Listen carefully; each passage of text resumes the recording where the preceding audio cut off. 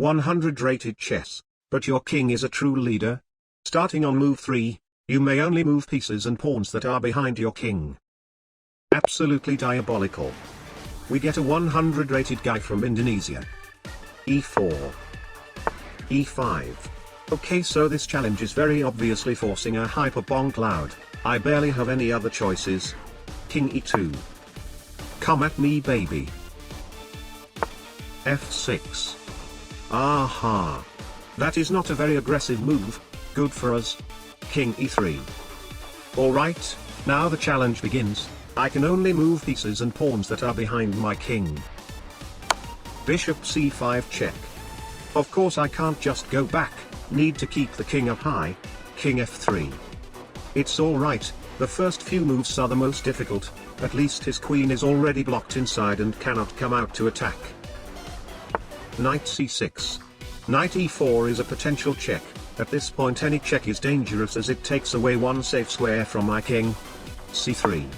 Well, I mean technically he can still go knight E4 check as my c-pawn is not behind the king and thus cannot capture due to the rules. But of course who plays like that anyway? Right? Knight H6. H3. F5. I cannot take that pawn. D3. You see, the difficult part of this challenge isn't even the Bongcloud itself, but it's the fact that it negates the effective developments.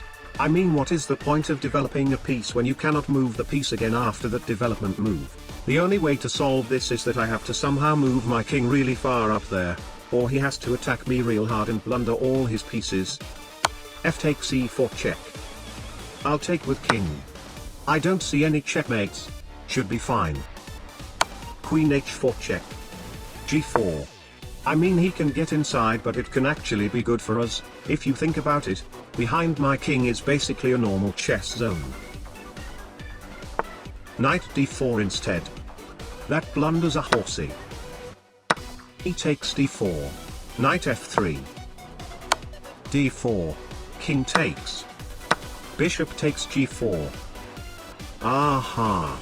He's baiting me to take his bishop and then he can take my rook, taking advantage of my pinned h-pawn. But this guy is playing very fast, so let's do something fancy to throw him off. Queen A4 check. If I checked on the e-file he would block with his queen. I mean, he can also block with bishop here, but most people don't retreat the thing that they've just moved forward. It hurts their ego. This way it becomes a double attack on both his king and queen. C6. And oh my god, that is actually a counter check. Holy chess, I completely missed that. I totally forgot that my king is currently on a square that he's not very familiar with. King takes c5. It's alright though, now it's just a trade. Never mind. This time that really blunders the maiden. Bishop d1. My queen has already left that square. This guy's having a pretty high ping. Queen takes d1. Rook d5 check. King back. Rook hd8. Doubling the rooks on a close file. Bishop g2. Rook b5. a4. Rook takes b2. Okay, I guess we can easily see that my opponent isn't exactly very good at using rooks. The rest of the game is just me finishing the job.